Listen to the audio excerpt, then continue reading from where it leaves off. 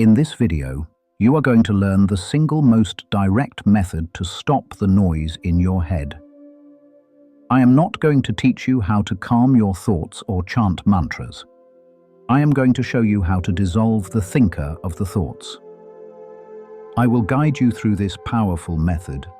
I will explain the beginner's mistakes and traps to avoid. And finally, we will look at a tough barrier that you will have to face. By the end of this video, you will have a specific step-by-step tool that cuts the root of anxiety and ego rather than just trimming the leaves. The great sage Ramana Maharshi called this method Atma Vichara, or self-inquiry. And unlike other meditations that require complex visualizations, this technique works the moment you stop fighting your mind and start investigating it. But be warned, most beginners try this method and fail because they miss the most important part. They treat the question, "Who am I?" like a mantra to be repeated. This is a dead end.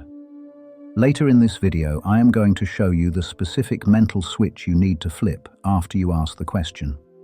Once you find this switch, the mind naturally goes silent without any effort. But first, to find that switch, we need to understand who we are actually looking for. Why can't you just stop thinking? You have probably tried. You sit down, close your eyes and say to yourself, "Okay, for the next minute, I will not think." But who is the one trying to stop the thoughts? It is another thought. It is the ego trying to kill the ego. Ramana Maharshi gave us a perfect metaphor for this. He said, "Trying to control the mind with the mind is like asking a thief to act as the policeman. He will pretend to catch the thief, but nothing will happen." The you that is trying to meditate is the noise itself. So, if we can't use our thoughts to stop our thoughts, what do we use? We have to step back from the mind entirely. Ramana called this turning the light backward. Most people imagine meditation as a fight. They imagine they have to wrestle their thoughts to the ground. But self-inquiry is not a fight. It is an investigation. Imagine you are in a dark room and you see a snake in the corner. You are terrified. You grab a stick to fight the snake. But then, someone turns on the light and you realize it was never a snake. It was just a rope. The moment you see the rope, the fear vanishes. You don't have to kill the snake. The snake never existed. The ego is the snake. Self-inquiry is the light. We are not trying to kill the mind. We are simply turning on the light to see that the thinker was never there to begin with. So, how do we turn on this light? This process has 3 distinct steps. Do not rush them. Step 1. Catch the I. Sit comfortably and close your eyes. Do not try to empty your mind. Let it be messy. Wait for the next thought to arise. Maybe a thought comes up that says, "I am bored," or "I need to do laundry," or "My back hurts." Normally, you engage with the content. You start planning the laundry or moving your back. Instead, ignore the content. I want you to catch the specific word I. I am bored. I hurt. The I is the handle on the door of the mind. Grab it. Notice that every single thought you have is attached to this I. It is the magnet that holds your psychological world together. Step 2. The question. Once you have located this feeling of I, ask yourself a simple question. To whom does this thought appear? The answer is obvious. To me. Then ask the final powerful question. Who am I? Step 3. The U-turn. Now, pay close attention. This is where 90% of people get it wrong. When you ask, "Who am I?" do not look for an answer in words. Your brain will try to answer. It will say, "I am John," or "I am a spirit," or "I am consciousness." Reject all of those answers. Those are just more thoughts. Use the question like a flashlight. If you shine a flashlight into a dark room and ask, "Where is the light coming from?" you don't look at the objects in the room. You turn the flashlight around to look at the bulb. When you ask, "Who am I?" turn your attention 180 degrees backward. Look for the source of the I. Trace the feeling of me back to where it rises in your body. It usually feels like it is coming from the right side of the chest, the spiritual heart. Follow the scent of the I like a dog following a scent back to its owner.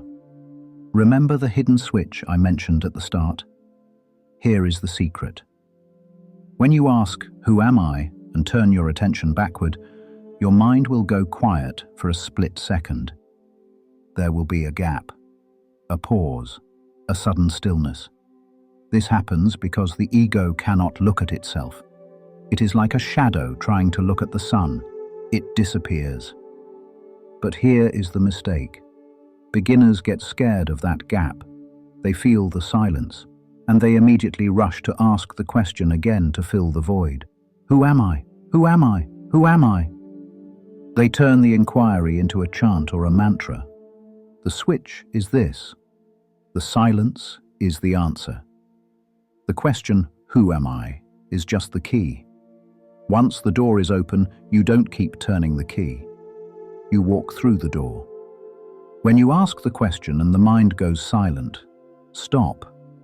Drop the question. Rest in that gap. Do not conjure up a new thought. Just hold your attention in that silent, vibrationless space. It feels like you are balancing on a tightrope. If a thought comes, you fall off. If you fall off, just ask the question again. To whom did this thought come? To me. Who am I? And then step back onto the tightrope of silence. As you practice this, you will fall into two common traps. Let's disable them now. Trap 1. The blank wall. You might ask the question and feel like you are just staring at a blank, dark wall. You might feel dull or sleepy. This is not the self. This is what the yogis call laya, a state of mental stagnation. If you feel this dullness, you need to sharpen your attention. Wake up. The self is not a sleep state. It is a state of hyper-alertness. It is fully aware, fully alive, but without content. If you drift into sleep, take a deep breath, open your eyes for a second, and start the inquiry again with intensity. Trap 2. The intellectual trap. You might find yourself arguing with the practice. This isn't working. I don't get it. What is the point? Recognize that this voice is the thief. The mind knows it is being hunted. It will throw up doubts, boredom, and frustration to distract you. Do not fight the doubts. Just apply the method to them. Ask, to whom is this doubt appearing? To me. Who am I? And boom, you are back in the driver's seat. Use the mind's own resistance as fuel for the fire. Now, if you successfully avoid these traps and hit the deep silence, something strange might happen. You might feel a sudden surge of fear. It might feel like vertigo, or a feeling that you are dying or disappearing into a void. Do not panic. This is actually the best sign possible. Why does it happen? Because the ego is a phantom. It only exists when there is noise and movement. When you rest in the silence, the ego begins to starve. It feels like it is losing control. The fear you feel is not your fear. It is the ego's fear of death. It is the thief realizing the policeman has finally arrived. If this fear rises, do not pull back. Dive into it. Ask, who is afraid? And you will find that the fear, just like the snake, was never really there. So, here is your prescription for this week. Do not try to meditate for an hour. That is too hard for a beginner. Just do this for 1 minute, 10 times a day. When you are waiting for coffee, when you are sitting in traffic, when you are lying in bed.